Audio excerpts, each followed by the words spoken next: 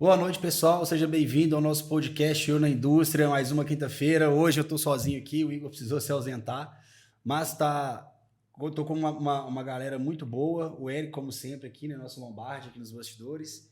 E o Fernando, que é um grande amigo nosso, já tivemos a oportunidade de viajar junto. Hoje a gente está nos mesmos centros de inovação, né? Aqui, não só aqui, mas no Espírito Santo também, a gente tem algum vínculo. Recentemente também, não só eu, mas o Igor também fez algumas viagens com a Pamela, né, que trabalha com o Fernando. Sim. O Fernando, como nós aqui, é engenheiro também, trabalha na área técnica. Ele também, como vários outros aqui, né, ele também já tem trabalho na Fiat ali também, né, para quem está aqui na região metropolitana de BH, quem é aqui da grande BH, todo mundo tem uma grande chance de encontrar alguém que já trabalhou lá. Mas, enfim, Fernando, eu queria que, primeiro, seja bem-vindo, obrigado por estar aqui.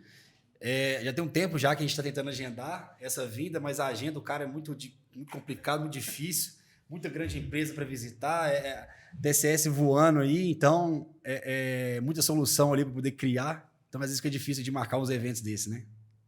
Nada, cara. Primeiro, boa noite aí, né? É um prazer estar aqui.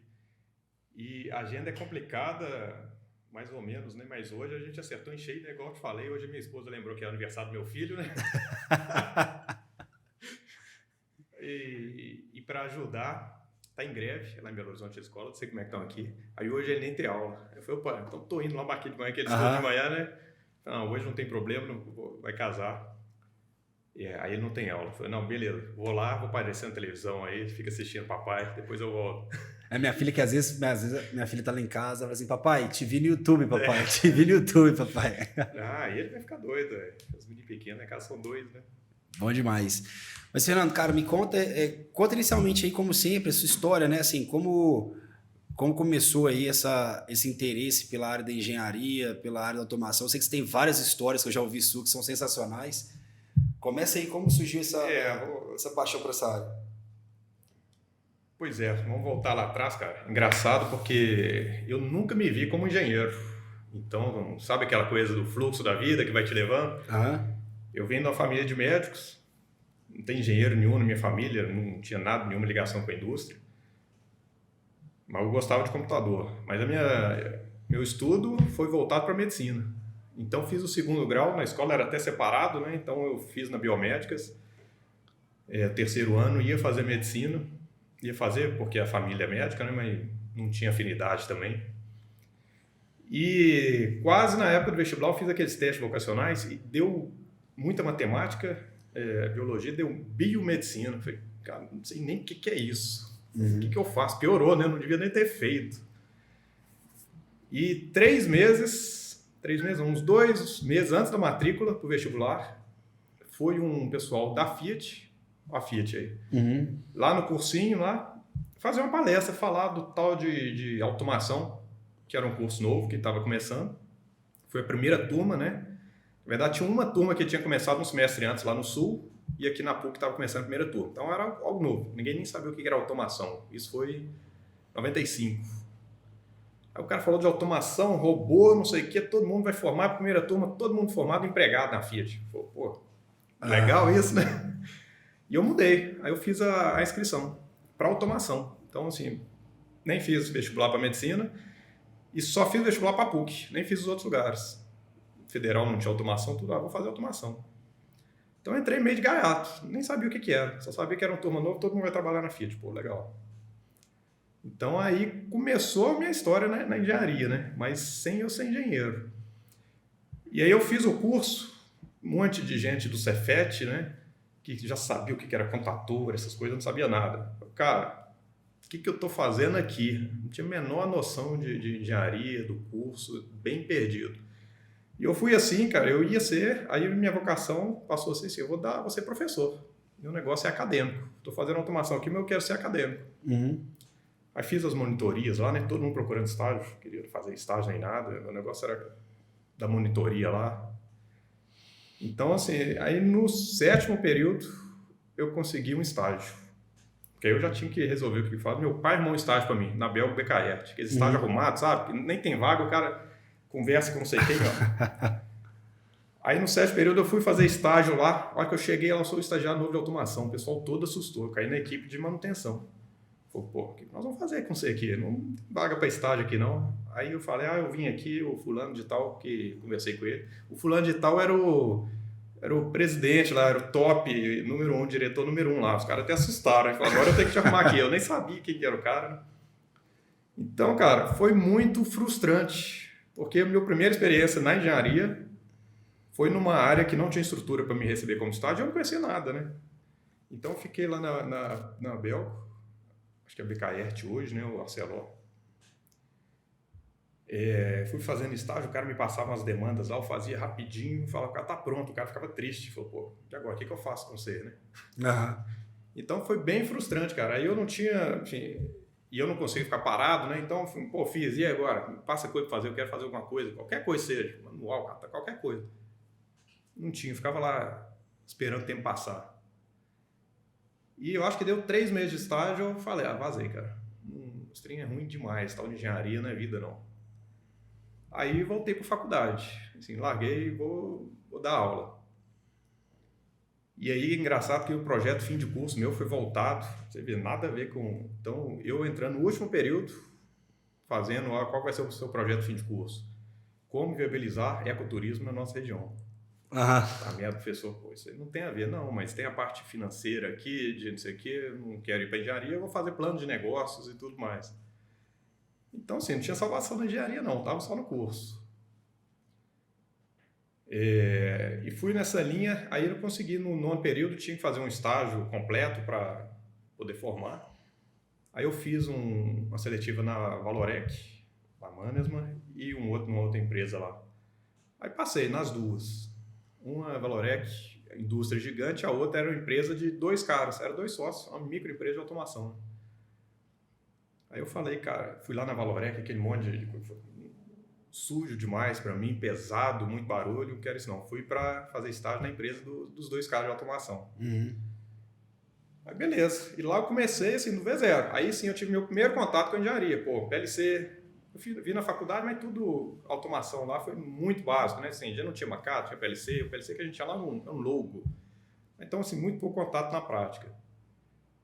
E aí, nesse estágio, eu comecei a ver do zero. Pô, PLC, supervisório, pô, legal isso aqui, bonitinho, colorido, num escritório simplesinho, mas, pô, aquele ambiente mais tranquilo, né? Diferente de indústria. E, beleza, lá eu comecei a pegar gosto.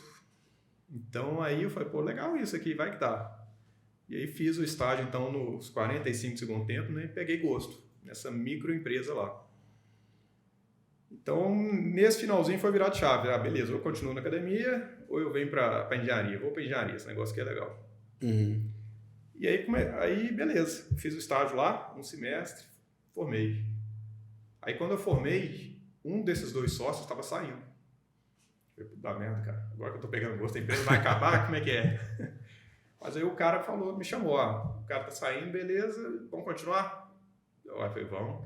Aí ele falou, beleza, então você vai ser sócio aqui. Tem nem jeito de ser CLT lá, né? Pequena empresa, pô, legal, eu ainda vou ser sócio. Porra, fantástico, sócio de 0 alguma coisa, né? Mas enfim, independente. Pô, cara, legal, engenharia é legal e eu vou ser dono da empresa. Então eu formei e comecei a trabalhar com outro cara lá, a empresa era eu e ele. E começamos. Então, assim, larguei a academia, o professor ficou de lado e comecei, teoricamente, a empreender na minha primeira oportunidade, né? Sem nem saber o que era empreender. Então, foi tudo natural. Só um parênteses que você está falando aí, porque isso que aconteceu com você aconteceu muito comigo também no início da minha carreira profissional, porque é muito bom trabalhar em empresa grande, porque a gente sabe que os benefícios são maiores, a oportunidade, às vezes, de cargo ela é maior, mas muitas vezes de aprendizado está na pequena empresa e na menor. Exato. Porque você tem uma maior... Porque, assim, cara, você tem que ser multifuncional, né? Então, assim, eu tenho um exemplo de... Quando eu trabalhei na empresa que eu conheci o Igor, né? Que a gente trabalhou pela primeira vez, cara, eu fazia de tudo. Então, eu era programador de manutenção. Mas os desenhos... Eu já tinha trabalhado com AutoCAD antes. Vai fazer um desenho de uma peça para fora, alguma coisa? Cara, a Imar faz no AutoCAD. Aí a interface com suprimentos ali, a cadastrar um material no sistema. Cara, tudo era a gente que fazia. Eu fui para uma outra empresa depois que, cara, eu preciso cadastrar, fazer um desenho. Não, tem um time de engenharia que você tem que entrar no SAP, você tem que abrir a requisição de fazer um desenho. E até dos outros pontos mais básicos, eu preciso de uma caneta. Se vira, eu preciso de se vira. Então você pega até esse desapego, enfim, ó, não tem, isso não sou eu que faço, isso é o outro. Não tem, cara, você faz de tudo, né? Você desde o office boy até o diretor. É isso aí. Mas é legal porque, assim, as minhas decisões, elas foram muito intuitivas, não é nem intuitiva, cara, foi realmente seguindo o fluxo, porque em nenhum momento eu parei para pensar no aspecto profissional, assim, ó, pô, na grande indústria, eu vou ter salário, eu vou crescer. Enfim, eu não tinha preocupação nenhuma, enfim, nem comparei salário, nem pensando em cargo de crescimento, enfim, eu fui simplesmente indo, deixando levar. Porque eu não precisava, enfim, eu tive a sorte, né, de vir de uma família que pôde me dar tudo, estudo tranquilo, eu ainda morava com meus pais, então não precisava naquele momento preocupar com salário, enfim. E por mais que eu estava formando agora, minha pegada com engenharia profissional começou no último semestre, né? Então, cara, carreira, essas coisas, zero. Não estava olhando o que eu vou fazer. Simplesmente, pô, legal esse lugar, tô gostando, vou ficar. Sem nenhuma preocupação nesse aspecto. Isso foi legal, foi natural. Mas isso acaba. Mas essa consciência a gente só tem depois também. A gente Depois. Não tem essa consciência na hora. Por exemplo, hoje eu falo assim, cara, tudo pra mim, a manutenção em ação basicamente foi criado por causa dessa empresa lá atrás. Mas naquela época eu não tinha noção disso. Nem imaginava, né? Porque eu lembro que, inclusive, assim, quando eu fui trabalhar nessa empresa, eu trabalhava na área de projetos. Só que eu peguei a crise de 2008. Então, cara, quando uma crise ela acontece, a área de projetos é a primeira que é parada. Eu lembro de ir trabalhar na empresa e ficar sentado assim na mesa e, cara, não ter nada para fazer. E assim, era uma empresa que não incentivava muita gente a estudar. Eu fazendo cursinho na época à noite e eu querendo estudar, velho, deixa eu estudar aqui pelo menos. Então, não, você vai ficar deitado, de cabeça baixa.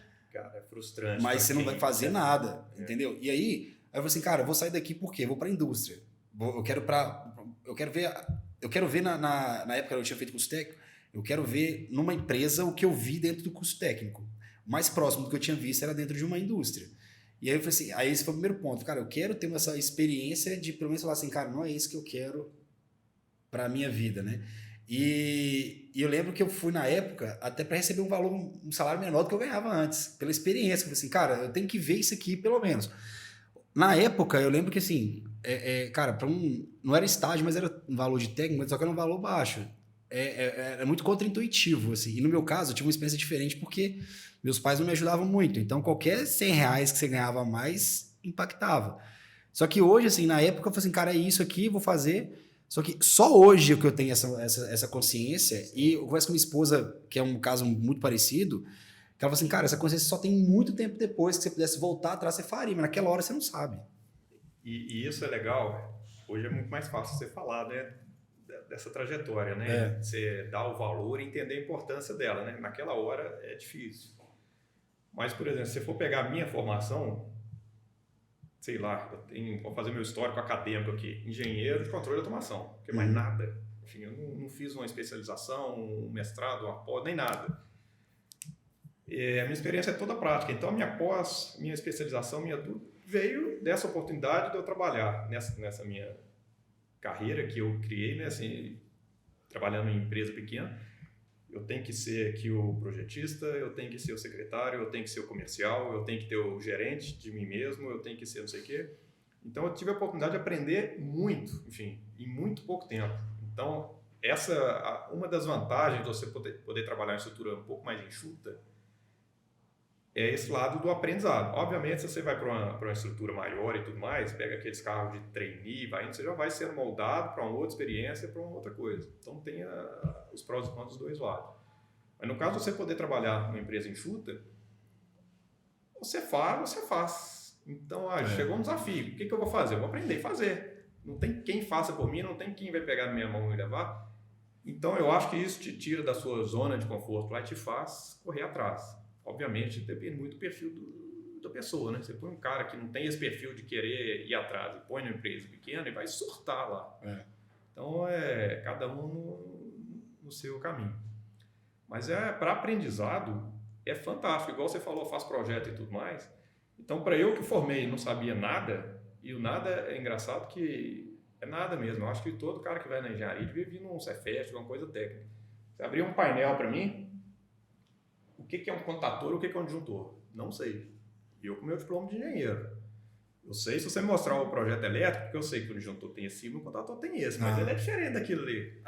Então, cara, eu era um engenheiro, enfim, sem saber o que era um contator e um disjuntor. Meio deprimente, né? Mas aí eu tava lá nessa pequena empresa e não tinha, enfim, era eu e meu sócio. Tinha uns projetinhos, a gente tava fazendo fomos subcontratados para fazer uma obra lá no sul de Minas, que era uma planta que tinha uns PLCs antigos, para danar, um Rockwell, sistema, enfim, um PLC dinossauro. E a gente estava botando um PLC novo. Cara, então eu peguei, enfim, tive a oportunidade de trabalhar. Isso foi outro ponto também que eu acho que foi chave na minha carreira, cara. Que o meu primeiro projeto de verdade, eu trabalhei numa planta que era da Nestlé, que virou da Kerry, né? Então os caras estavam refazendo tudo. E eu estava na automação lá. Eu acho que se o cara soubesse quem estava na automação do projeto dele, ele tinha surtado. Mas então eu tive que reprogramar. Então eu estava reescrevendo o programa, né?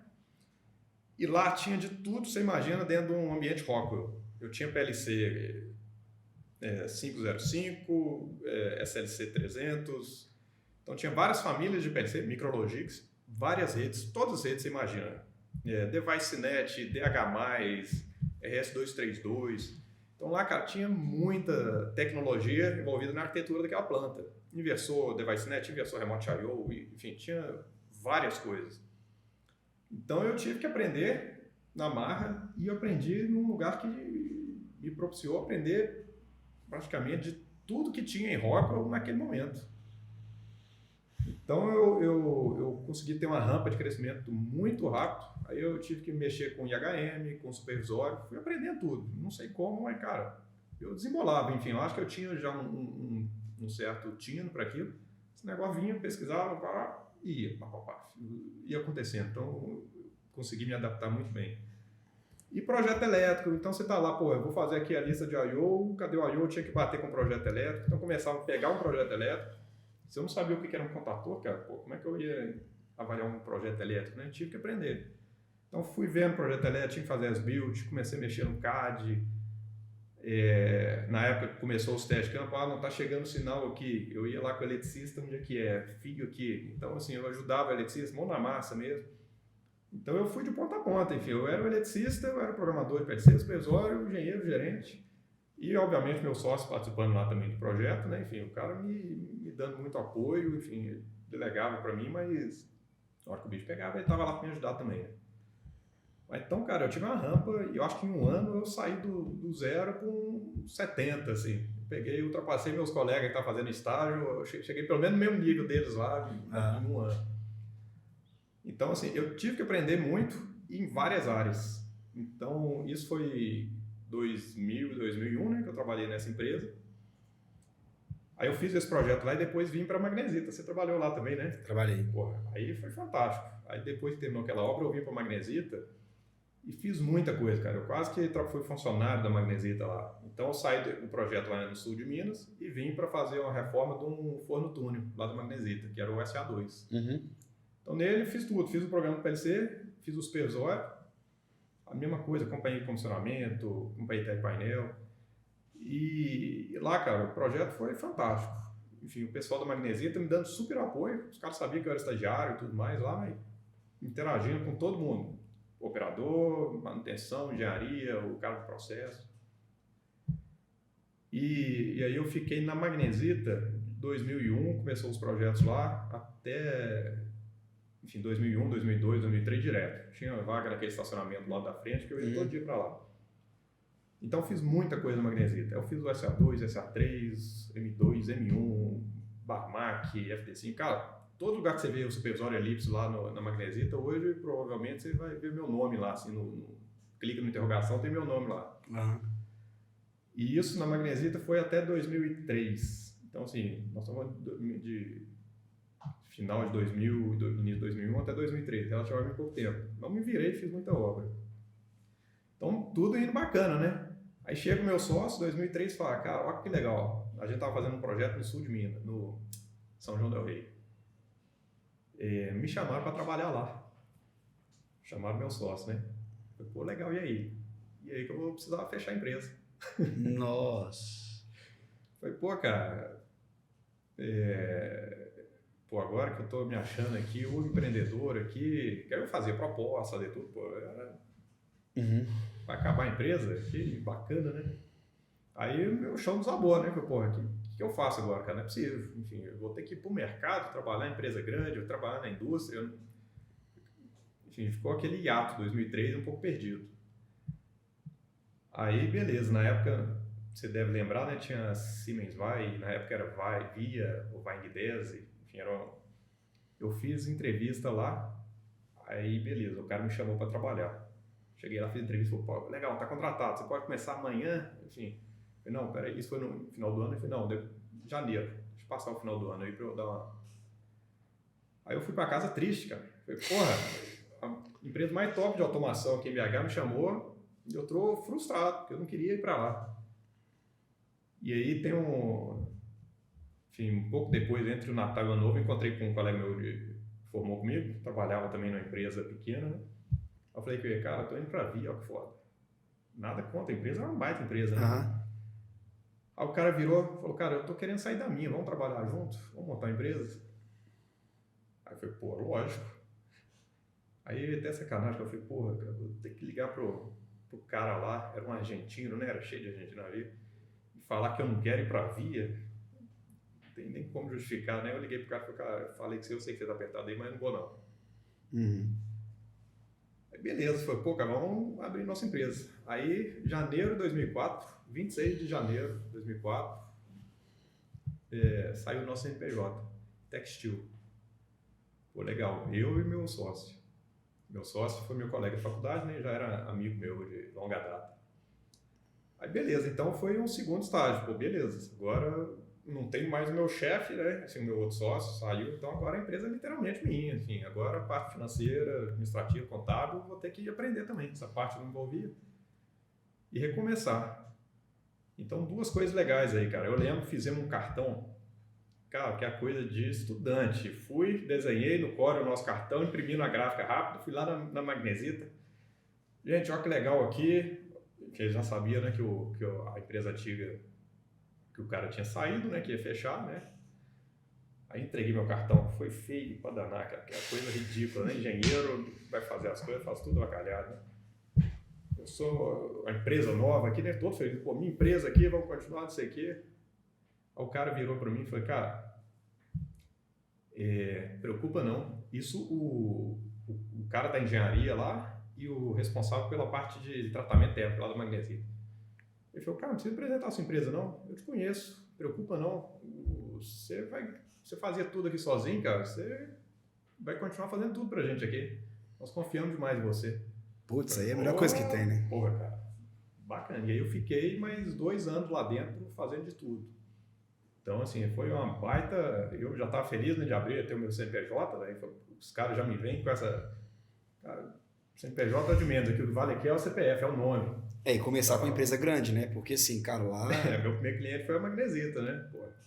Putz, lá, cara, eu tenho muito orgulho de ter trabalhado lá, porque lá, assim, pra mim tinha sido um sonho na época trabalhar lá, porque eu lembro da época do curso técnico, os meus professores falavam muito de lá, que precisava consultoria e tal.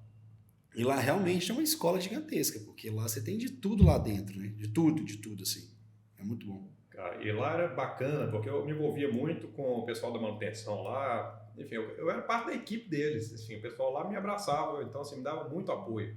Então fazia projeto, pô, tô precisando de ajuda aqui no condicionamento, isso aqui. Todo mundo juntava, entendeu? O pessoal lutava junto.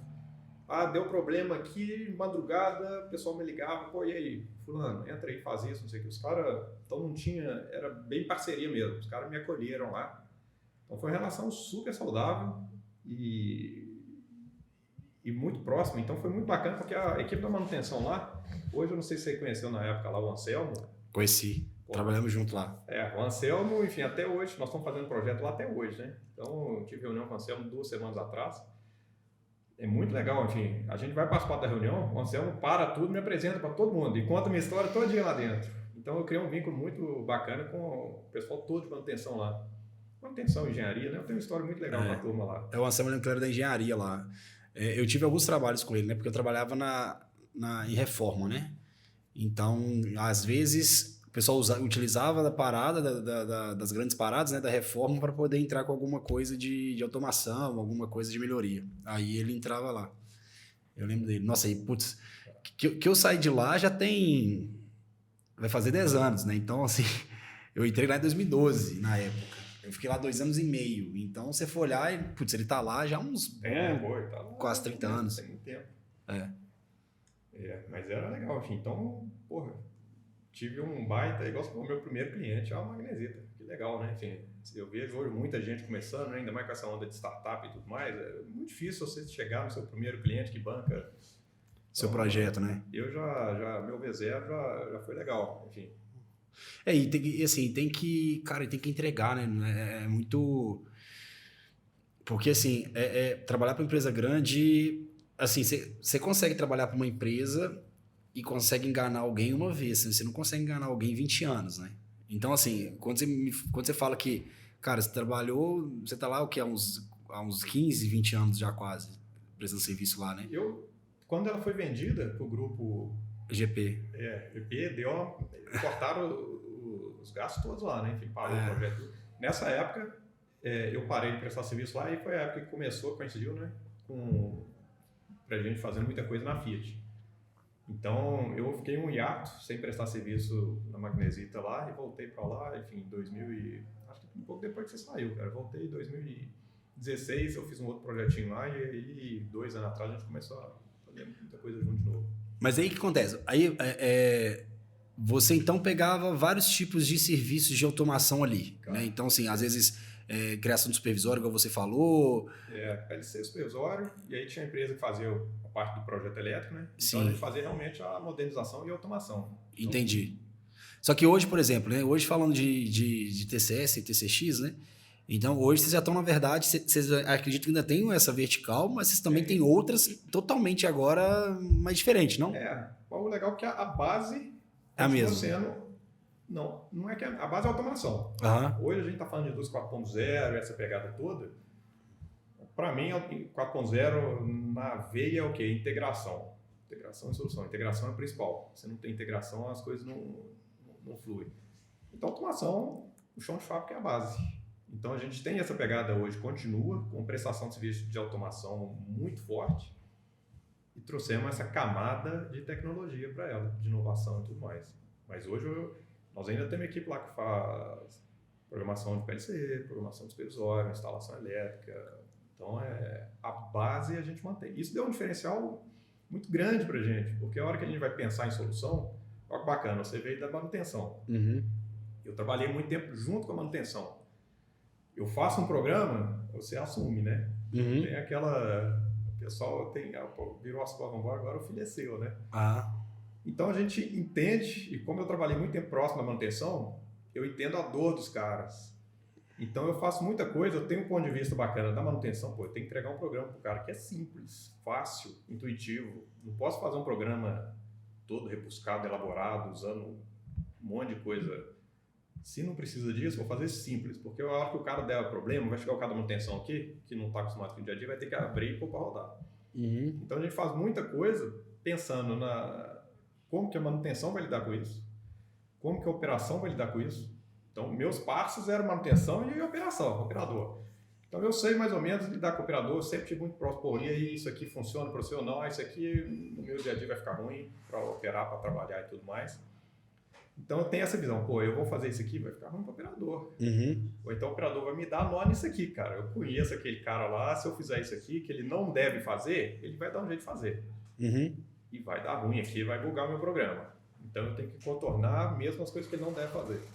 Então a gente veio com essa pegada muito próxima de chão de fábrica. O que dá certo para manutenção, o que dá certo para operação e o que dá certo para engenharia. Então assim, eu recebo a coisa da engenharia e falo, cara, isso aqui não está legal.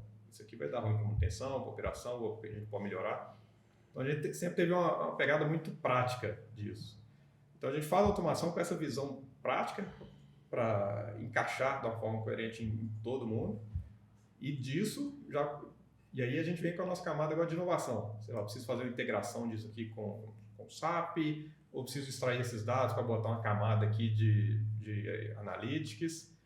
Como é que é mais fácil eu já deixar esses dados estruturados no PLC para depois eu conseguir subir com ele.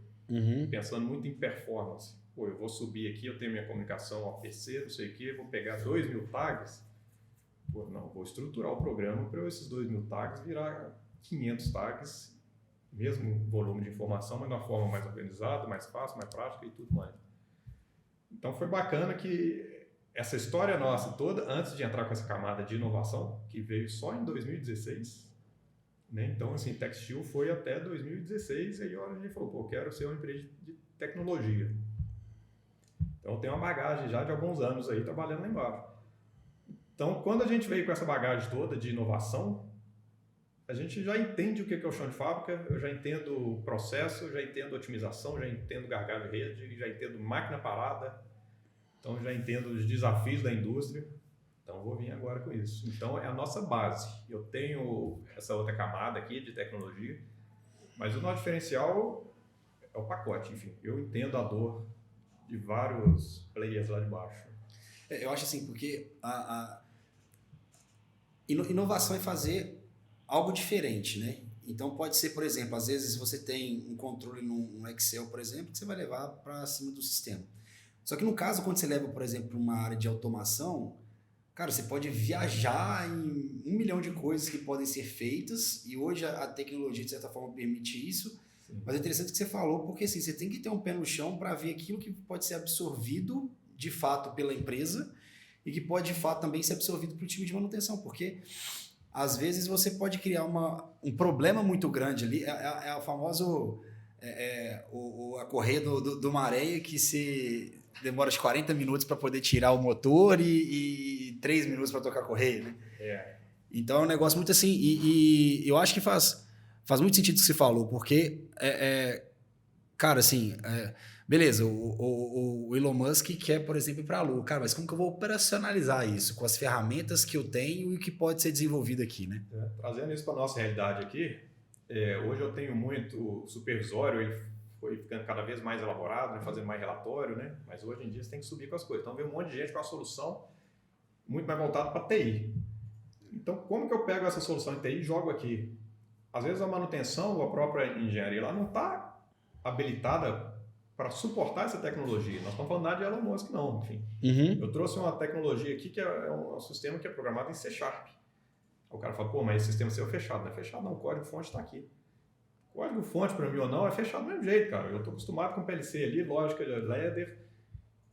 Se isso der algum problema, eu não vou conseguir mudar uma corzinha aqui no supervisório, eu consigo, aqui não.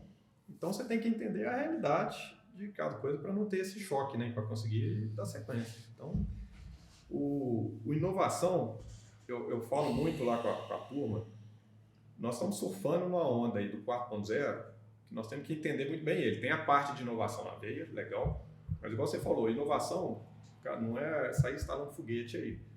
Para mim, inovação é fazer algo que dê retorno, que tenha valor.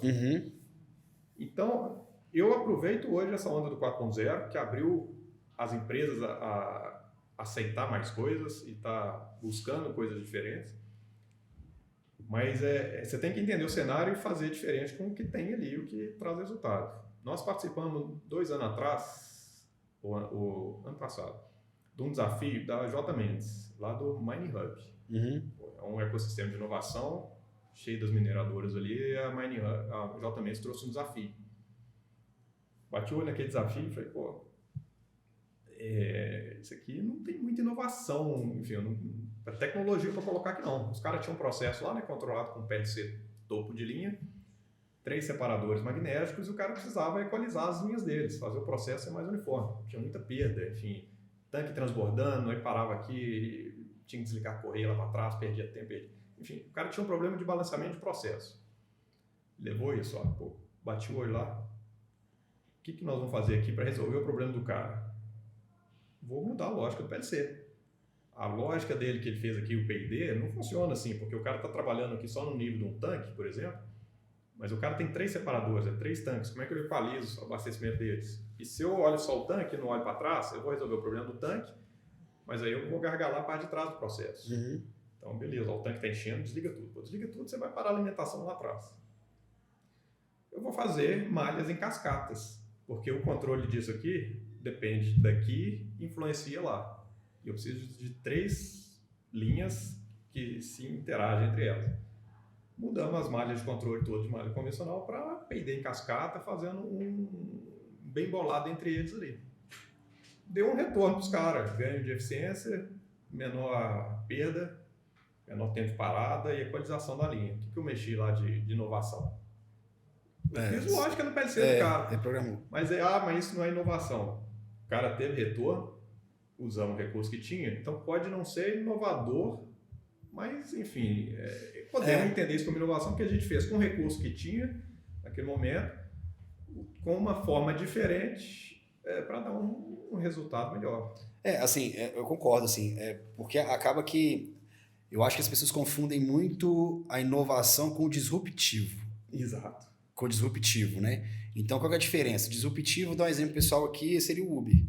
O Uber, ele foi tão disruptivo da maneira, da modalidade de negócio, de business, que criou-se o termo de uberização agora, né? Que basicamente você tem uma empresa ali que intermedia 2 pontos que queiram, um queira prestar o serviço e o outro quer o serviço. Então, você tem o Uber, você tem o iFood hoje, você tem a Log, você tem várias outras ferramentas.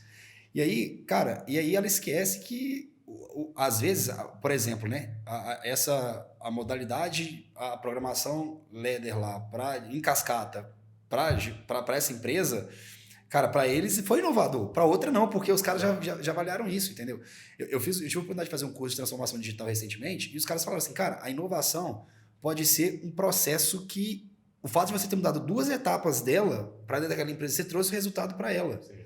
E não o disruptivo, né? As pessoas querem muito o que foi criado do zero, o que não existia, mas as pessoas enchem muito os olhos para isso, mas esquecem um pouco do feijão com arroz ali, o básico. E se você pegar na nossa realidade aqui da indústria brasileira, o disruptivo está para poucas.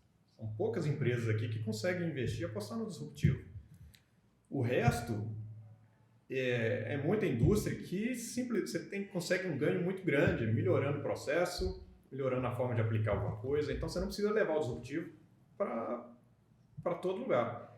Então, nós temos um potencial de ganho aqui muito grande, aplicando boas práticas ou fazendo de uma forma diferente, ou uma tecnologia hoje que está mais barata, que antes era inviável, para a indústria nossa hoje, que você pega grande parte, tem máquinas antigas, não tem processo, então não consegue, vou pegar aqui, vou trazer a tecnologia da Alemanha e colocar aqui, beleza, você traz a tecnologia e reforma a fábrica inteira para encaixar nessa tecnologia. Cara, você vai na parte de manufatura, um monte de autopeça, nesse segmento todo, trabalha às vezes com injetora, extrusora, CNC, você vai ver lá a máquina de solda, enfim, você tem processo lá que desde a época, o pessoal brinca, essa máquina aqui fazia o panorama. Você nem deve lembrar o que é um panorama, né? Você está Não. O panorama era o Fiat 147. Sim, lembro. Estendido lá, né? Sim, lembro. Então, tem fábrica que você vai hoje que está com máquinas daquela época, rodando, fazendo a mesma coisa, porque o processo é uma prensa e tudo mais. Então, eu não vou descartar esse monte de máquina para colocar minha planta toda nova. Então, não faz muito sentido e não justifica lá. Então, como é que eu trago inovação e tecnologia para esse tipo de indústria? Eu não preciso ser disruptivo aí, eu preciso trazer coisas que façam sentido e que se encaixem nela e ter resultado. Com o resultado que você dá para ela, com o ganho, ela vai conseguir investir mais e aí ela vai conseguindo cada vez ter mais resultado. Mas se você vai no disruptivo e chega numa empresa que às vezes tem essa restrição quanto o custo, ela fecha a porta para você. Cara, eu sou uma startup, eu vim trazer uma solução aqui, ela vai vir na cabeça dela disruptivo. Fala, não, cara, você não entende aqui, eu estou preocupado aqui em atualizar meu projeto elétrico aqui que eu não tenho painel. Não, cara, pois é, a minha solução é justamente para te ajudar nisso aqui. A gerenciar os seus projetos elétricos aqui, a sua documentação técnica. Então, o disruptivo assusta. Então... Cara, assusta. E vou dar exemplo da magnesita que você deu aqui. A grande maioria das empresas, o mato tá grande para cortar ainda. Então, às vezes, pequenos ajustes que você faz já vai trazer um resultado muito grande. Sim. Você pegar uma empresa igual a Magnesita, por exemplo, uma empresa antiga, uma empresa que tem budget, uma empresa que tem uma área de pesquisa, já é uma empresa que já tem uma área de engenharia específica separada, os indicadores já são muito bons, já estão ali na parte de benchmark. talvez ela vai investir ali numa questão de disrupção para algo, apesar de ter muita coisa assim de melhoria para fazer que não precisa ser disruptivo, mas ela tem pessoas, ela tem corpo, ela tem dinheiro para poder fazer isso. Agora você pega uma outra empresa que, cara, às vezes não tem um time de engenharia, não tem um Anselmo, por exemplo, lá, que o cara que vai sentar, o cara que vai bolar, o cara que vai pensar, vai procurar a empresa, vai fazer pesquisa de fornecedor, o cara acaba dando um tiro muito em cima do pé, porque hoje tem muito do tipo, cara, eu tenho que entrar na indústria 4.0, às vezes. E aí a pessoa esquece que, cara, se você fizer pequenos ajustes ali, você vai ter resultados muito maiores do que você trazer algo que vai ser, talvez, muito diferenciado, mas que não vai rodar no final das contas. E isso é um exemplo, 2 exemplos, enfim, dentro de casa aqui, né? Até para quebrar essa barreira do disruptivo, igual você falou, e às vezes a indústria ela não tem a área da engenharia tão preparada e vai fechar a porta para as startups e tudo mais que na cabeça dela são disruptivas, né? Ou pretendem ser, né? Hoje, com a sua solução, você chega numa indústria, às vezes, que não tem uma engenharia de manutenção ou tudo mais bem definida, você vai praticamente passar para o cara o quê? Processo, boas práticas e digitalização da informação. Vai dar um ganho para o cara lá gigante. Você está mudando o que tem de disruptivo comparado com o que nós estamos falando lá na Alemanha, né? Na outra ponta que vem tecnologia. O cara está pondo Alexa para comandar a planta dele. Você está pondo inteligência no processo. O cara é digitalizando informação perdida em papel. Então, muito dessas empresas, eu diria até que elas precisam das startups para ajudar ela a botar essa roupagem e tirar esses resultados. Então, tem que tirar da imagem da startup, que é disruptiva e muito caro, ou então que é oba-oba. Exato. É botar o pé no chão, startup aqui, e a indústria está vendo isso, né? Enfim, começou essa questão de startup com indústria em 2017, e antes disso você nem via falar, né? Startup dentro da indústria. Então, assim, a indústria está se adaptando e cada vez enxergando mais a necessidade de trabalhar junto com startups. Então, está caindo esse véu aí de disruptivo, de startup oba-oba. Enfim, esse pessoal aí estão vindo para me ajudar. Então, exatamente. E, cara, assim, a gente teve a oportunidade de ir para a Alemanha 2 vezes agora, 2 programas diferentes. E quando eu fui, a gente foi num programa que foi 100% financiado pelo governo de Baden-Württemberg, que é onde está que é o estado de Stuttgart, né, onde que Stuttgart é a capital. E o motivo deles fazerem essa fomentação, que, cara, é engraçado porque a gente tem uma visão, tem um parceiro nosso aqui que ele fala assim, o brasileiro muitas vezes ele tem a síndrome do vira-lata, exato. E o que eu pude ver lá, e que isso aí foi algo que eles mesmos disseram, e como a gente tem um grupo no Telegram, assim, que a gente compartilha muitas notícias e tal, enfim, desenvolvendo esse trabalho lá, o pessoal sempre coloca algumas reportagens sobre lá. E uma das coisas que primeiro, né, que eu conversei lá com uma pessoa, a pessoa que foi o nosso mentor, ele está sendo responsável para fazer, igual está tendo a indústria 4.0 aqui no Brasil, lá eles estão tendo o movimento do carro 2.0. Do carro 2.0. Porque o carro está saindo da combustão, agora para ser o carro elétrico. Então, eles estão com um receio muito grande de haver ali um gap das empresas em conseguirem se readequar a essa nova realidade. Então, assim, tecnologicamente, para o meio ambiente, ok, excelente, você tem um carro que vai ser mais sustentável, vamos dizer assim. Porém, você pode quebrar uma cadeia produtiva toda para trás. A gente sabe que, de certa forma, se abrir um gap, outras empresas serão criadas. Só que esse processo não acontece da noite para o dia. Esse processo não é rápido. E aí, o fato de você, por exemplo, uma empresa que ela passa a não ter mais fornecedores, muda o fornecedor dela, às vezes o produto dela já vai ficar obsoleto, é bem provável que ela vai fechar e vai ter que demitir muitos funcionários. Então, o que eles estão buscando de fato? Eles viram que, cara, a gente é muito bom no que a gente faz hoje. Só que eles são tão fechados naquilo que eles fazem hoje que eles vão precisar, por exemplo, buscar tecnologias de fora para que as empresas possam ir lá e possam ajudar essas empresas a fazer a mudança da direção. Exatamente. Porque, cara, assim, para mim é uma coisa muito louca, porque se eu for pensar, vou dar exemplo de 2 empresas aqui que todo mundo da área industrial conhece, Bosch e Festo. As 2 empresas, elas são familiares até hoje. Foi uma das coisas que mais me surpreendeu, que lá a gente, com uma lista de empresa para poder fazer prospecção e para conversar, Na hora que eu olhei lá tem, as empresas tinham o GmbH, que é o limitado daqui, e não tinha o SA. Eu assim, cara, como assim? Aí você pega empresas que são líderes de mercado, empresas que hoje estão no mundo inteiro e tem esse processo. A vantagem que elas têm, de certa forma, se pegar uma Festa e a Bosch, porque as empresas, por terem muito dinheiro, de alguma forma elas já estão olhando para o lado da inovação. Eles não estão tão envolvidos como o Brasil. O Brasil ele tem uma questão de... É difícil você crescer sozinho no Brasil, quase impossível. Então existe uma cooperação muito grande aqui, né? Então, por exemplo, primeiro temos nós, por exemplo, que sempre estamos sentando e conversando para poder ver se tem alguma coisa que uma pode ajudar a outra. Nós temos a FING aqui em Minas Gerais, nós temos a Fins Lab lá no Espírito Santo, e, enfim, e tem vários, o Sebrae também que ajuda muito, então essa conexão. Lá não tem muito disso. Os caras, eles são muito isolados. Então, por quê, né? Cara, pensa na Bosch, quanto de dinheiro que não tem.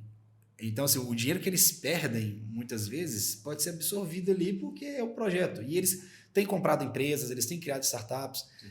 Depois, até interessante, assim, agora, até para não delongar e tal, porque talvez não é muito foco, depois tem off, posso te contar um pouco do que eu vi lá, que pra gente vai ser um pouco bizarro, mas se você for olhar, faz um pouco de sentido dos benefícios que a empresa dá para as pessoas que queiram levar inovação para dentro dela.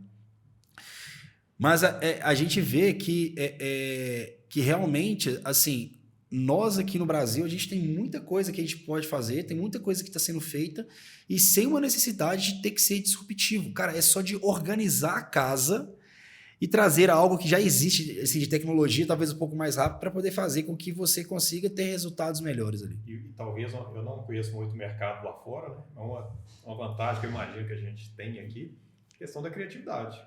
Porque nós temos que dar jeito nas coisas com o recurso que a gente tem, né? Então, você começa a extrapolar a solução, pensar fora da caixa e tentar se virar, talvez de uma forma muito mais fácil do que o pessoal lá fora, né? Cara, assim, para mim, eles têm vários... Eu citei 2 pontos aqui que talvez sejam negativos e tal, mas assim, eles têm muito mais pontos positivos do que negativos, entendeu? Assim, porque acaba que a gente fala isso aqui, parece, nossa, mas você só falou mal deles, significa que aqui é tudo muito melhor. Não, não é. Mas existem 2 coisas que, assim, que eu acho que nós temos, assim, de vantagem, essa questão de cooperar, né? A questão de, cara, orçamento baixo. O fato de a gente ter o orçamento baixo faz com que, cara, a gente tenha que pensar para que a gente consiga, de fato, executar algum trabalho, como você falou, né? Cara, beleza, tem uma questão de inovação. Tá, mas a empresa consegue pagar? Os caras vão conseguir utilizar? Vai ter peça de reposição para isso? Então, isso é algo que lá, assim, 2 situações, né? O Igor, ele estava contando que na mesma empresa que ele trabalhou, numa base daqui, eles trocavam uma peneira, não era peneira, acho que era, esqueci qual peça que era, uma chapa X lá. Eles trocavam, sei lá, a cada 20 anos. Na Europa, eles trocavam a cada 3 anos a chapa. Eu conversei com um cara de uma empresa gigante no mundo. Eu falei assim, cara, como que é feita a preventiva na sua empresa? Eu disse, então, o cara da manutenção, ele tem uma lista de peça que fica na gaveta dele. Na época da preventiva, uns 2 meses antes, 3 meses antes, ele pede o pessoal para comprar aquela lista de peça e eles trocam todas aquelas peças. Então, assim, a gente... aí, assim, né? Não vou falar que é global, mas algumas pessoas que a gente conversou, o custo, aí, assim, o custo, às vezes, por tonelada produzida, para fazer uma correlação, assim, que seja justa, né? E, de fato, possa comparar com o Brasil, o custo lá, às vezes, de manutenção lá fora chega a ser 3 vezes maior do que o custo aqui do Brasil, nesse ponto. É claro que, né? Um outro ponto positivo que eles têm, cara, eles planejam muito. Eles executam quando eles têm aquela certeza de que vai dar certo. É claro que isso é bom porque a gente, na verdade, faz um negócio pelos cocos. O gestor chega para você e fala assim, cara, você tem 2 dias para poder fazer o CAPEX do ano que vem inteiro aqui. Lá eles não fazem isso. Só que a gente também tem a questão de, cara, a gente já sabe que no meio do caminho pode dar errado. Então, a gente está sempre pensando numa matriz de risco ali, né? De contingência para poder fazer o que eles não fazem. Lá eles não têm muito disso porque, cara, se você falar com eles que você marcou com o cara um almoço meio-dia e o cara vai ter que almoçar 1 hora da tarde porque aconteceu alguma coisa, sei lá, o carro bateu, a babá não foi e aconteceu... Cara, eles vão ficar loucos por causa disso. Né? É muito doido isso. Aqui a gente tem que fazer mais com menos, né? Enfim, lá eles podem ter se dá o benefício de trocar as peças todas, independente se ela realmente precisaria de trocar, né? Aqui nós estamos falando o tempo todo, cada vez mais, de tentar otimizar o máximo possível a vida da máquina, né? Trocar só quando for necessário e na data apropriada para casar com produção, né? Fernando, cara, eu tenho uma pergunta para você aqui, que é uma pergunta que eu já fiz para algumas pessoas aqui no podcast. Uma delas foi eu esqueci o nome dele, se o Eric lembrar aqui, ele me fala. Ele é o que trabalhou com a gente, que trabalha lá aqui no metrô de BH, na manutenção. Vitor. O Vitor, ele trabalha na manutenção do metrô de BH. E aí perguntei para ele assim, cara, mas assim, e pra gente foi sensacional porque, apesar de ser manutenção, cara, foi algo totalmente diferente do que a gente viveu aqui naquela época que a gente conversou aqui no podcast tal, da nossa vida. E eu falei assim, cara, como que vocês buscam com relação a melhores práticas, inovação, talvez algo que... Cara, uma coisa é um trem que você comprou, que o projeto funciona na Alemanha, outra coisa é trazer para a realidade do Brasil, né? Então, assim, a gente tem muito disso. E eu perguntei para ele, cara, como você faz para um projeto de melhoria? Tem uma coisa dando muito errado aqui, como que vocês fazem e tal? E na época ele disse que eles têm alguns grupos de WhatsApp que tem pessoas-chave do metrô do Brasil inteiro. Porque muitas vezes os caras... tinha um contato lá com a rede que era por escova, só que aí às vezes o trilho dava um salto no trilho e aí, por exemplo, perdi o contato, já passou. Então, assim, era uma forma... Ele falou que essa é uma das formas que ele tem, além de, por ele ser uma pessoa que gosta, que é um entusiasta de trens de maneira geral, ele falou que já teve a oportunidade até de viajar para fora e ele bancando para poder ir para buscar ferramentas que pudessem ajudar ele no desenvolvimento, na aplicação da atividade dele e na aplicação ali na rotina dele.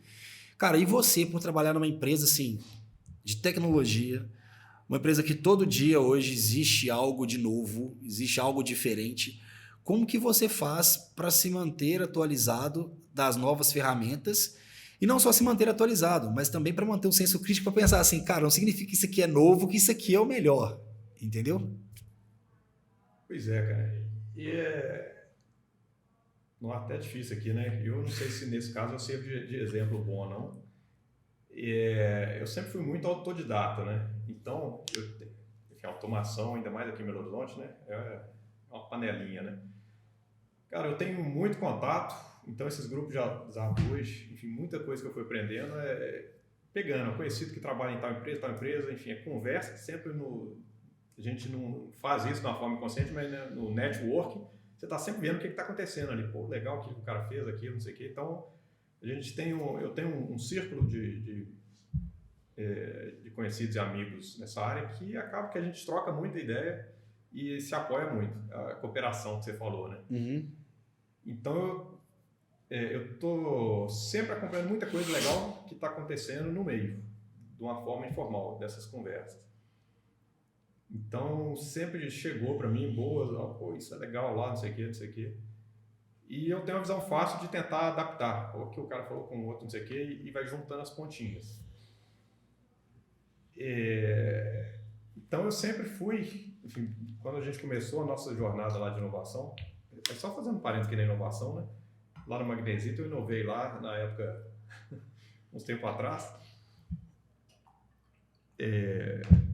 Um pouco disso, sempre tentando fazer diferente, buscando alternativa. Nos fornos túneis lá, você tem um monte de sensor de temperatura que é só para monitorar. Você não tem controle nem nada com ele. Então, chegava lá e, pô, se eu for colocar isso num cartão analógico de PLC, cada cartão custa X, é capa da nave, às vezes um monte de termopac tem espalhado aqui. E eu vi um cara usando uma caixinha RS485 que vem 485 aqui, eu ligo o termopar aqui e eu consigo comunicar isso com o PLC. Pô, legal aqui lá, vou trazer para o Magnesita. Legal, tem uma caixinha que eu ponho aqui, eu ligo o termopar aqui, em vez de você botar um monte de cartão na loja, você vai botar essas caixinhas aqui que custa 1/10 do preço e liga nela. Então, assim, eu sempre tive uma facilidade de aplicar a tecnologia e de juntar as coisas, a tal da integração. Uhum. Então, eu sempre fui muito nessa linha de grupinhos, entendendo o que está acontecendo e trazendo. E hoje não, em 2016, quando a gente deu virada, foi onde a gente incorporou uma startup, que hoje é do André, né, meu sócio, que ele era da área de TI. Então, o André, ele é acadêmico, ele é pesquisador, ele é um gênio. Então, assim, diferente eu vim das más práticas, ele veio das boas práticas. Então é legal porque eu tenho muita visão e ideia. É possível fazer? Então o André me complementa muito nisso. O André, ele é muito antenado. Enfim, o cara é doutorado e mestrado, doutorado nessa área de inteligência artificial, visão computacional. Então ele sempre veio da nata lá. Então muito envolvido com o que hoje todo mundo fala, né? Que é rede neural, inteligência artificial. Enfim, a formação dele foi sempre nessa área. Então, só que ele não tem essa vivência prática nesse chão de fábrica, essa vida de indústria, né? Ele veio do TI público, né? Enfim, ele era esse funcionário público. Então, hoje nós temos essa pegadinha lá bem legal e eu tenho um pouco de visão mais ampla. Cara, isso eu acho que a gente consegue fazer de uma forma diferente, aplicando inteligência artificial aqui, não sei o que, não sei o que.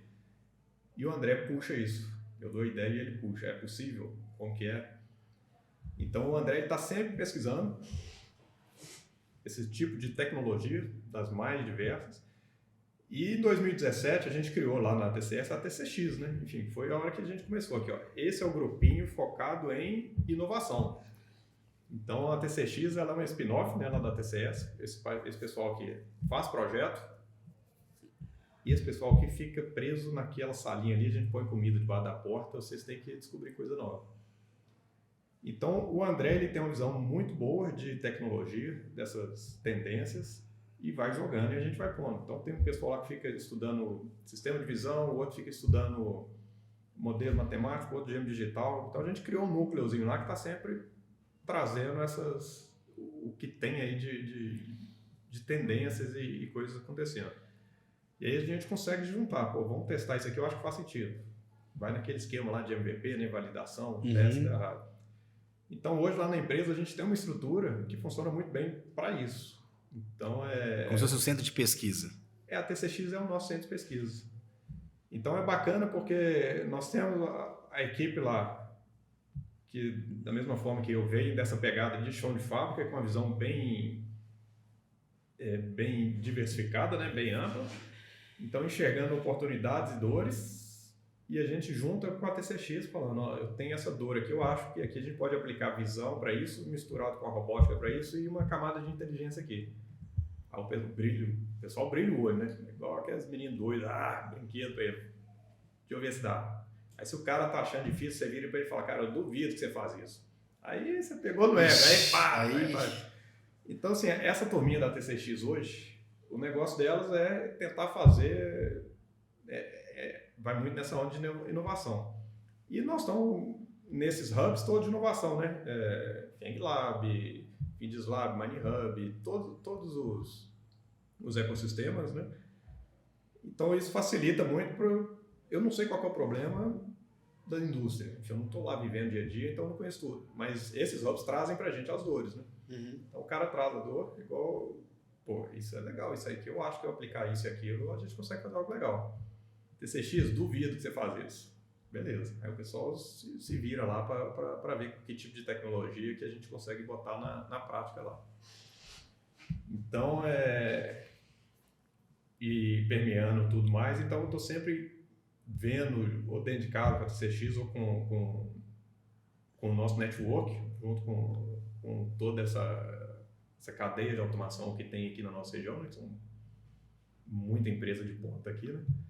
A gente consegue bolar coisas novas e indo muito naquela linha. Às vezes a TCX abre coisas disruptivas que a gente trata, pô, legal para dar na esquema, mas não vai funcionar na prática. Vamos fazer desse jeito aqui que a gente muda 3 pauzinhos aqui e funciona do mesmo jeito como que o cara tem. Então a gente tem essa pegada inovadora e tradicional. Sim. E vai fazendo esse mesh lá, é onde consegue sair muita coisa legal. Legal. Então, isso foi uma pegada bacana, né? Porque pegar na nossa trajetória lá, a gente brinca, quase uma marcha dada, é uma minhoca. Nesses desafios que vêm, a gente tem conseguido ser premiado em vários deles. Não só pela tecnologia que a gente tem, pela visão de sentir a dor do cliente lá, né? Chão de fábrica. Pô, legal isso aqui, como é que a gente faz com inovação? Então, como é que aplica isso? Legal.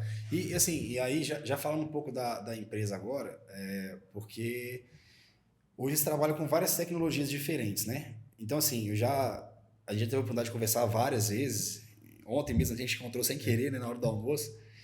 E quais são os tipos de tecnologias que vocês utilizam hoje? E eu queria que você me falasse um pouco sobre as aplicações que vocês fazem na indústria. Estou dizendo isso por quê? Porque, cara, a pessoa que segue a gente aqui é das mais variadas indústrias e empresas, né? Segmentos. Talvez tenha alguma coisa que você está falando aqui, que é um problema de uma empresa, que talvez o cara está aqui, putz, isso aqui às vezes poderia ser implementado na minha aqui, vou conversar com o pessoal. Hoje eu acho que a gente tem duas áreas lá que tem muita relevância e destaque. Uma é sistemas de visão. Então, a gente trabalha com sistema de visão, o primeiro contato nosso foi em 2009. Então tem muita solução de mercado de sistema de visão, né? Legal, a gente brinca assim, ó, os desafios faz de visão você não me traz não, porque isso você resolve com as câmeras que tem aí todo. Eu quero carne de pescoço. Então a gente acabou especializando muito em sistema de visão, utilizando parte do que tem de convencional, enfim, ferramenta de computacional, e conciliando ela com inteligência em cima de sistema de visão. Então hoje em visão você tem muita solução e muitas vezes foi desacreditado, ó, eu quero que você inspecione isso aqui. Beleza, eu vou pôr aqui. Aí funcionou. Aí amanhã o cara fala, pô, tá desabilitado, ó, por que não funciona? Ah, mudou a iluminação, hoje deu um furo no telhado ali, iluminação. Então normalmente as soluções convencionais, ela tinha que ter um ambiente mais controlado. Uhum. Nós vamos pro caos. Cara, eu sei que você não vai ter um ambiente controlado, porque hoje está aqui a clarabóia ali. É engraçado e tem esse tipo de problema. Na época, tal época do ano, o sol entra mais por ela ali e incide diretamente aqui, dá problema. Então, como que a gente contorna onde a gente não consegue ter padrão ou controle? Eu pego ferramentas convencionais e jogo uma camada de inteligência em cima dela para contornar o padrão. Contornar o ambiente que você não consegue controlar. Então, hoje a gente tem aplicado muita rede neural em sistemas de visão. Enfim, usando várias tecnologias, enfim, e testando um pouco de tudo. O Olo, não sei o quê, ou desenvolvemos e treinamos nossas redes próprias. Mas então hoje em rede neural, em inteligência voltada para visão computacional, a gente tem muita coisa bacana.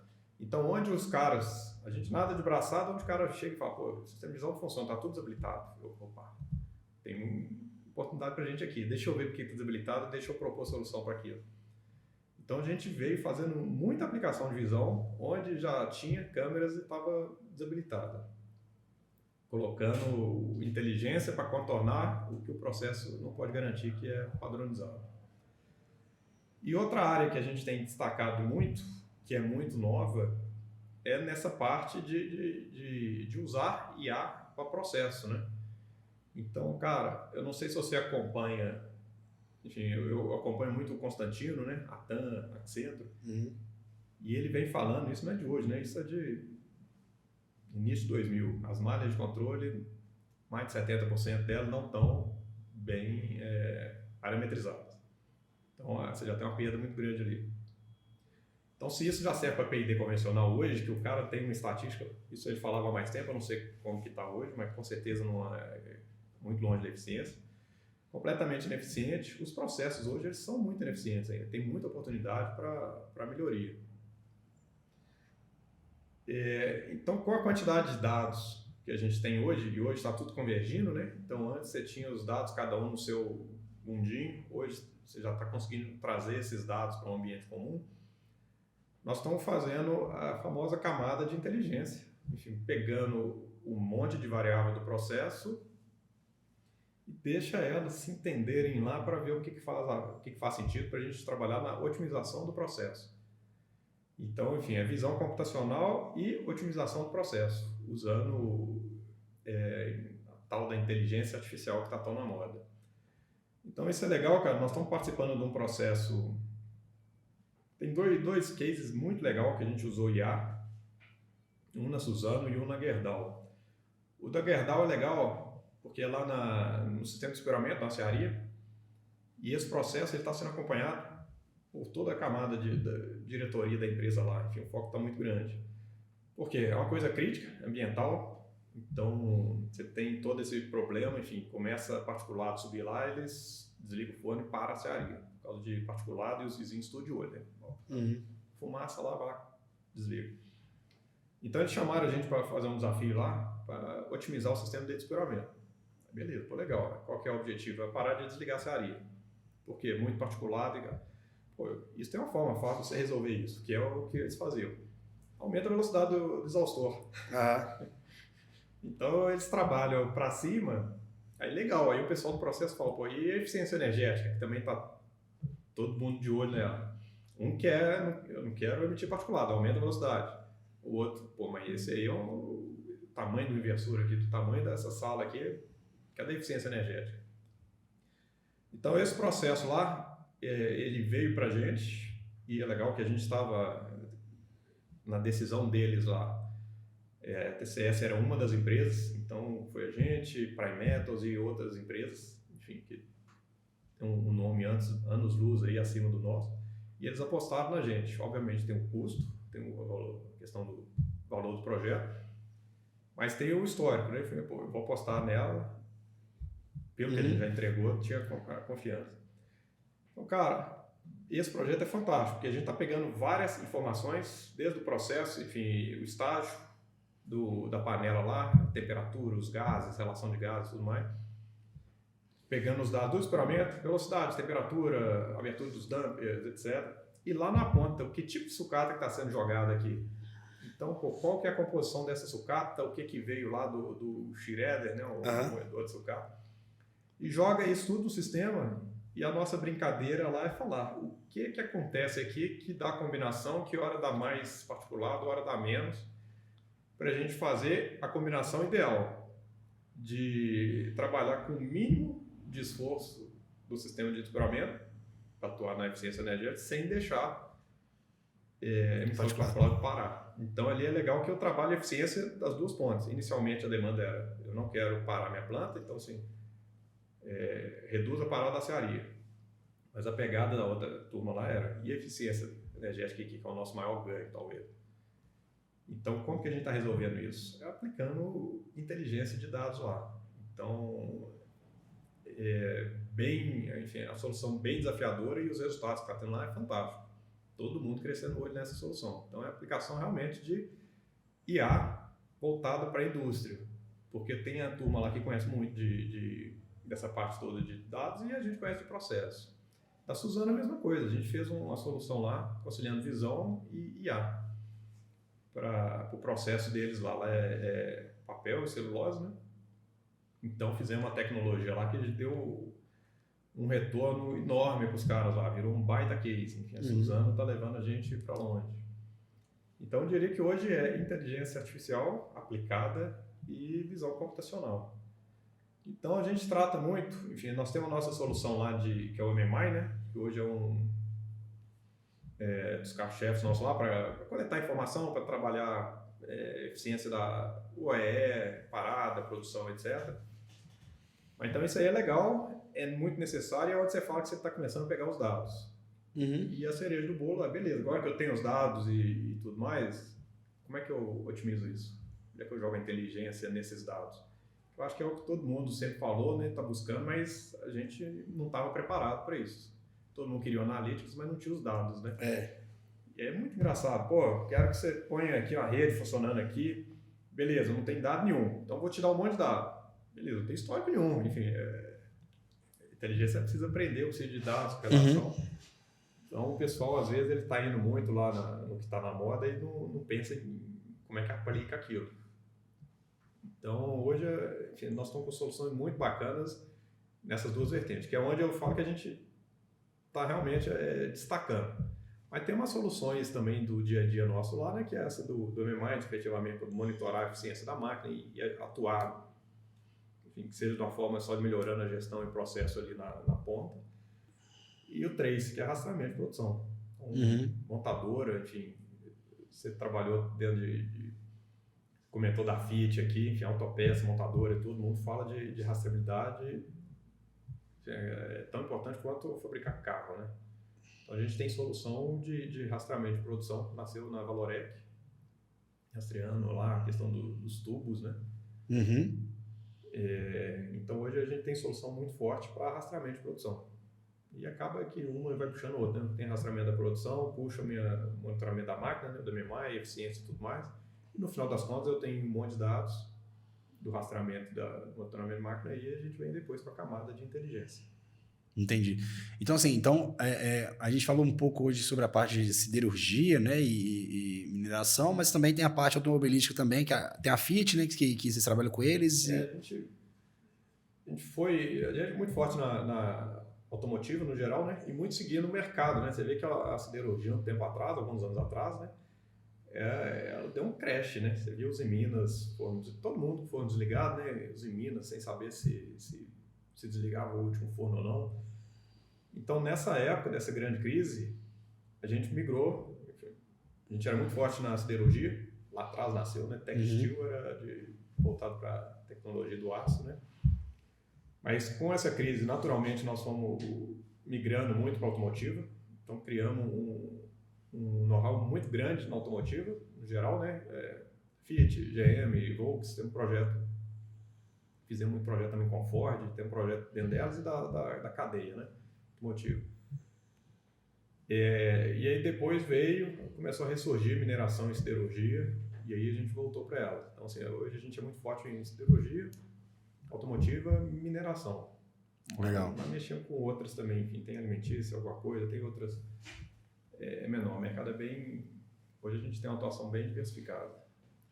Isso é bom, né? Porque, cara, pra gente que tem empresa, né? Não depender só de um cliente é essencial, né? E eu acho que o outro ponto também, porque valida também o seu produto, né?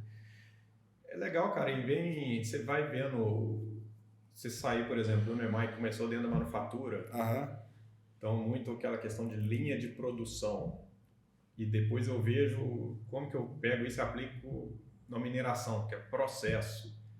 Pô, não tem nada a ver, tem sim, enfim, é só você pensar direito que tem a ver e você vai adaptando e encaixando as coisas. Então é legal você ter essa visão diferente de tipos de processos diferentes, que eu acho que você consegue pegar coisas que são válidas para um e para outro, e muitas dessas coisas acabam fazendo sentido. Então você traz uma coisa que beneficia a manufatura aqui com a pegada que eu implantei para processo, que faz total sentido para esse cara aqui.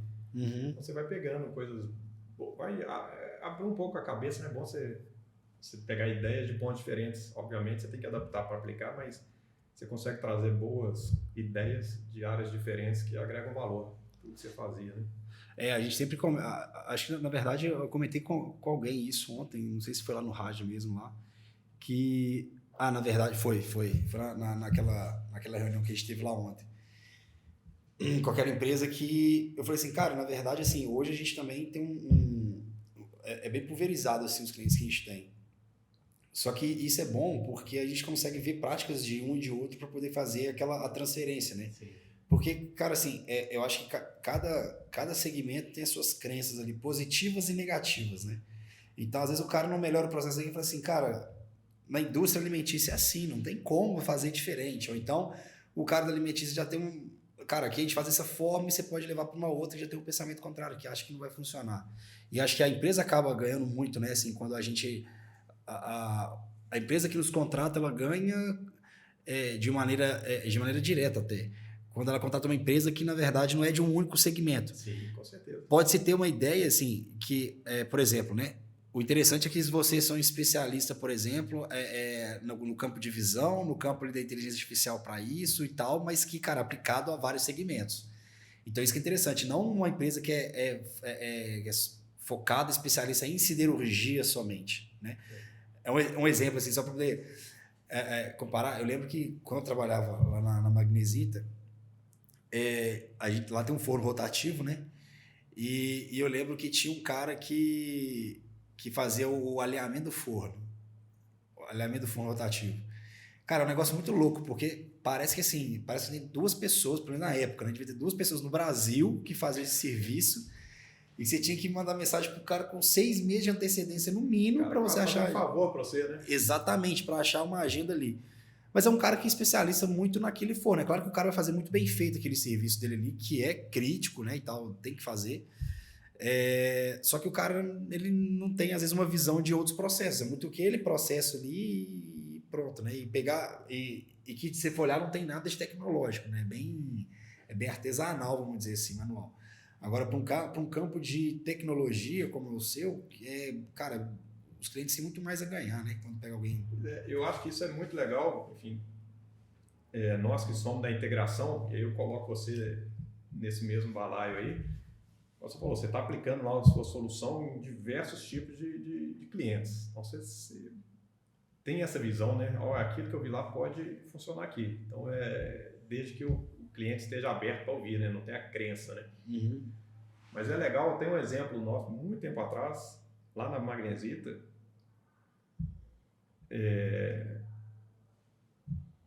trabalhava lá, fazia automação das estufas, né? Tinha aquelas estufas lá de pré-moldados, então você tem que ter toda a curva de temperatura. E eu trabalhava também lá no sul, na fábrica de macarrão, que é a Arine.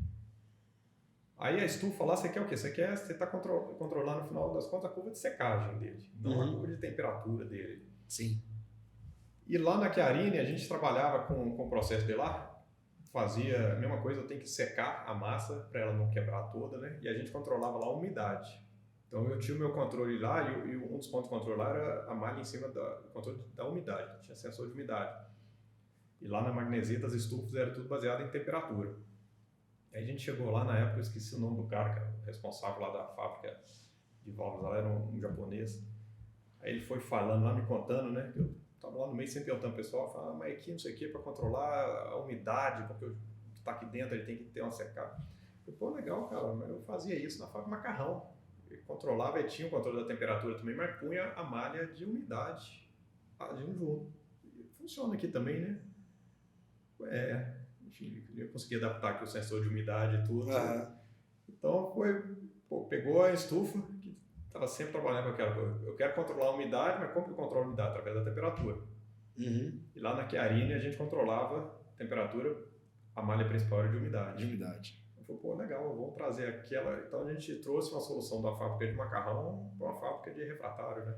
Uhum. Tem nada a ver, né? Então é um exemplo, esse foi bem distoante, mas eu acho que é legal, enfim, aplica. Enfim, você não vai trazer a máquina do cara lá do macarrão e querer fazer refratário dentro dela. Cara, mas é adaptar ideias, adaptar coisas. Então é bom a gente ter essa visão. Porque o cara, às vezes, ele está bitolado no universo dele que ele não enxerga. É igual você pega lá quando a gente faz os testes de software, né? Se você pegar o programador e fazer ele fazer o teste de qualidade, ele vai testar sempre naquele caminho consciente que ele programou. Ele não vai ver os erros, cara. Fala, cara, você faz e o outro testa. Ah, mas testei aqui, um monte não tem erro. O cara chega lá e dá um monte de nó. É o que a gente sempre fala, assim, cara, isso às vezes é uma técnica que eu bato bastante aqui, porque, primeiro que tem a regra de negócio e a regra de programação. O programador sabe da regra de programação. A regra de negócio é a gente que é quem está operando o sistema ali. E você conseguir simular o que o cara está fazendo lá, porque, por exemplo, né, o cara, você tem uma tela lá, não, mas está abrindo, por exemplo, lá, vou dizer aqui, por exemplo, o plano de manutenção, eu consigo abrir aqui. Assim, cara, beleza, mas você tem a possibilidade do cara abrir da outra tela. Da outra tela, tipo assim, que é mais rápido pro cara, porque ele trabalha muito naquela tela lá, não tá indo o processo. Então, assim, tem muito esse ponto de, cara, tem que simular o fato que o cara tá fazendo para ver se vai dar certo ou não e trabalhar em cima daquilo ali, né? E aí tem que estar no campo para poder fazer isso, né? E uma visão legal que a gente tem lá é a visão do operador, cara. Eu brinco muito lá, o pessoal faz os testes de plataforma lá, eu chego no final. Vão testar? Vão. Aí a primeira coisa que eu chego, eu falo assim, aperta 4 botões de uma vez aqui, aperta aqui lá e atua os 2 sensores mesmo. Não, mas você não pode fazer isso. Por que eu não posso fazer isso? Porque não pode. O operador vai chegar aqui, vai ver um monte de botão, quem vai impedir de fazer isso aqui? E ele vai fazer. Por quê? Porque ele está num dia lá que ele quer fazer isso, aí faz. Então, enfim, o cara programa como deve ser, e aí eu chego dando nó, isso aqueles 2 sensores atuam ao mesmo tempo. Isso aqui, não, mas isso não pode acontecer. Não pode. Mas e se acontecer? Vai travar o programa? Vai dar uma tela azul aí, o operador para e desliga a máquina do cara? Então essas maldades que a gente vai pegando, é engraçado, o cara vira, mas isso ele não pode fazer. Não, beleza, mas e se ele fizer? O sistema vai cair num loop infinito aí, para e crasha tudo, para a planta. Então um faz e o outro testa. E aí tem depois o teste destrutivo, chega nessa linha. E se o cara quiser abrir 30 browsers ao mesmo tempo aqui? Aí vai dar ruim. Então, assim, você tem que ter uma visão de fora, quem está dentro, enfim, acaba que vai muito indo lá naquele universo. Então, acho que às vezes tem que trazer os outliers aí e falar, é bom que ele não conhece como que ele fez e tudo mais.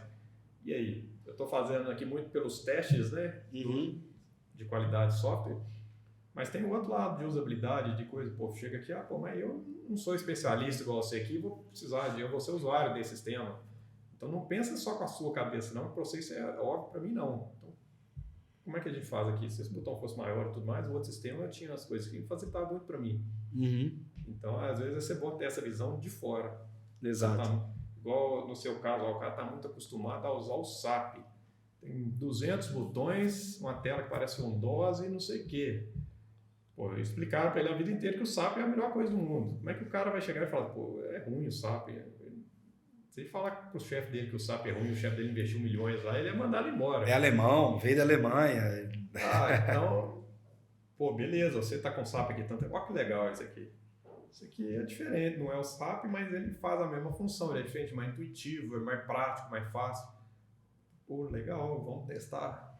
Então, eu acho que precisa de ter essa visão, senão você fica muito naquilo e não enxerga o que está acontecendo do lado, e o que está acontecendo do lado, às vezes, é o que vai resolver seu problema. Exatamente. Putz, Fernando, dá pra ficar aqui uma vida mais 6 meses, hein, bicho? Durias, hein? Ainda tem um aniversário para comemorar hoje, hein? Não, e olha que isso aqui é porque ele falou assim, cara, não sei se eu tenho alguma coisa pra falar, eu nunca participei desses negócios. Banheiro aqui, hein? Esse vai ficar para outro. Hein? Não dá tempo. Conta a história da banheira aí. Conta a história da banheira, porque, na verdade, assim, eu tava esperando eu tava esperando uma oportunidade para contar a história da banheira, porque a história da banheira é sensacional. Só que, antes da gente encerrar aqui, conta a história pro pessoal que acha que a galera vai curtir, para mostrar que a automação raiz aqui, como que é. Cara, bacana, né? A banheira veio lá em 2004, 2005. Sempre fazia automação e fuçando, querendo fazer diferente. Né? Aí tinha um amigo meu, cara, que tinha loja de piscina, banheiro, spa, essas coisas todas, né? E ele fazia uma feira lá no Itaú Power. Então ficava no meio da praça de alimentação, lá uma feira gigante, cheia de banheiro, spa e tudo mais. Aí ele falou, cara, o que você consegue fazer aqui pra gente chamar atenção? Aí, pô, banheiro, spa, legal. Eu falei, pô, na época tava aquele celular da Nokia, né, de lanterninha, era o SMS, né? Você não tinha usado. 2100. Tá. Aí eu não sei certinho de onde surgiu a ideia e falou, vamos automatizar essa banheira. Pô, legal, automatizar a banheira vai chamar atenção. Aí, fuçando, fizemos um controladorzinho lá que comunicava, que recebia mensagem SMS e eu disparava lá os relés para ligar o blower, ligar o aquecedor, liga lá a circulação de água, liga as luzes e tudo mais.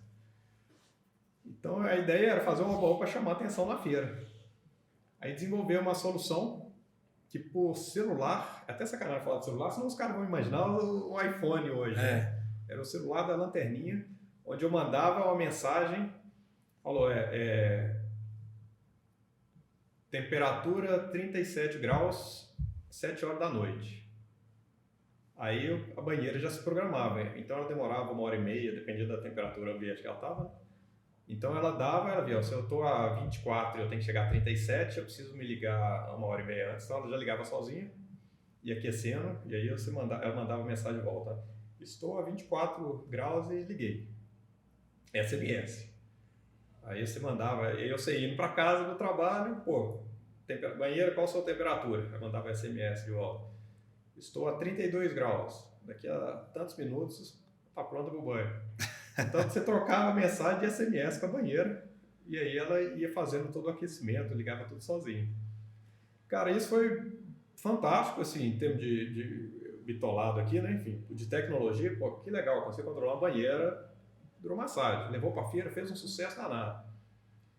Aí foi frustrante, cara, porque aí o pessoal chegava, pô, legal, mas quem é que vai querer controlar uma banheira por celular? Então, cara, isso foi frustrante. Então fizemos essa banheira lá na feira, ficou 6 meses de exposição lá, saiu tudo quanto é revista, né, uma oba-oba. Mas aí no final eu falava, pô, legal, cara, esse trem de controlar o celular não serve para nada não. Vender uma tecnologia para a empresa que era dona da banheira, né? Não era nem a empresa do meu colega não, era a fabricante da banheira mesmo. E isso, se for pensar, isso foi em 2005. hoje eu vejo, chego na planta, o cara, pô, o seu sistema não monitora a minha máquina pelo celular? Não, então nem entra aqui, cara, você tá fora. Eu acho que eu estava no momento errado. Então, exatamente. Eu fiz a coisa talvez uns 10 anos antes. E foi legal porque nesse meio de startup, né? Antigamente não existia startup também, né?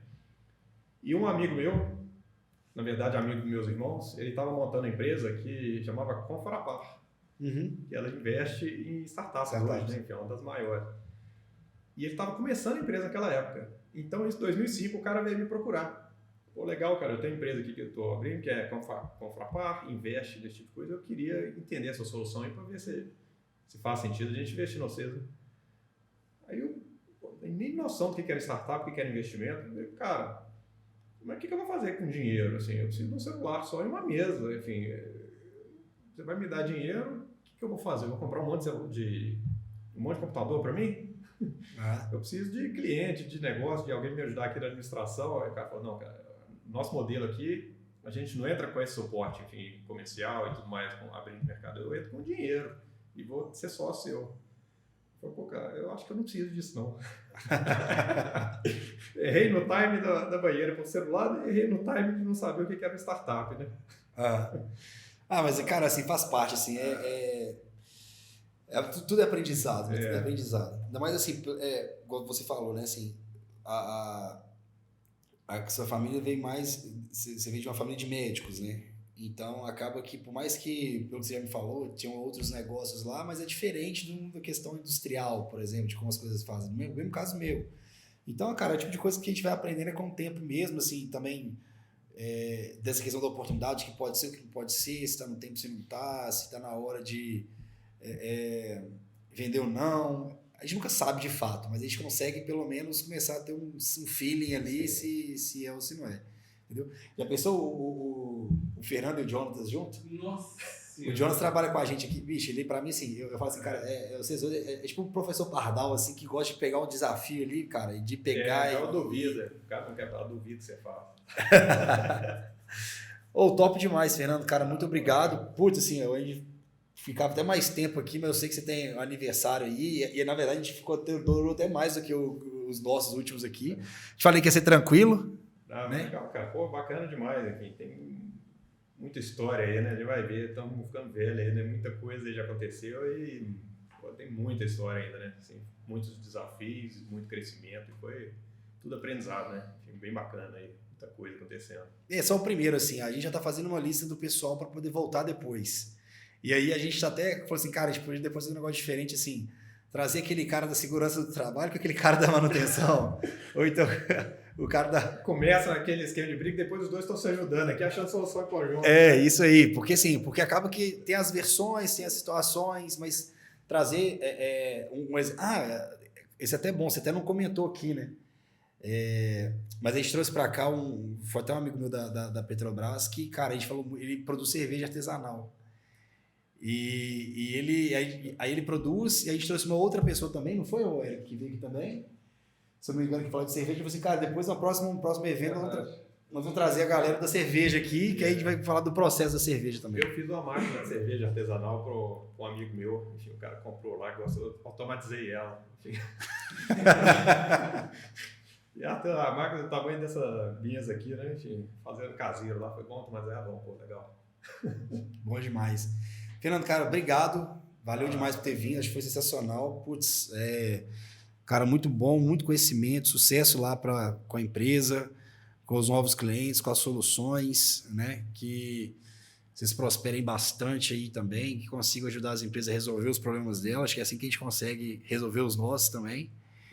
E, cara, a casa tá aberta para você, sempre que quiser voltar aí. Não, cara, bacana, fantástico. Obrigado pela oportunidade. Enfim, eu gosto de me envolver com tudo. Fiquei maravilhado aqui com a ideia, com esse podcast que você criou aqui. Fantástico. Enfim, já fico até querendo me envolver aqui, trazer gente. A porta aberta. Cara, empreendedor na veia aqui. Tudo que a gente olha, o que eu posso contribuir, o que eu quero fazer.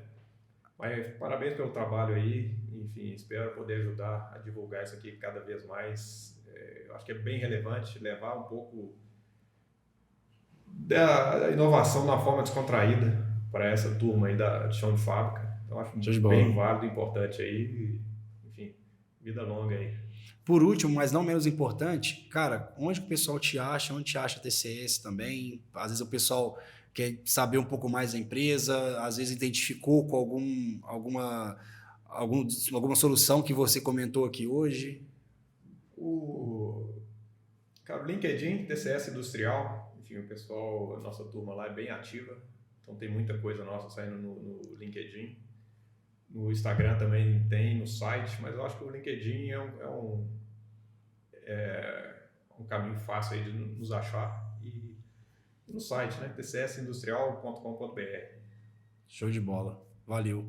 Isso aí, cara. Valeu, Muito obrigado aí.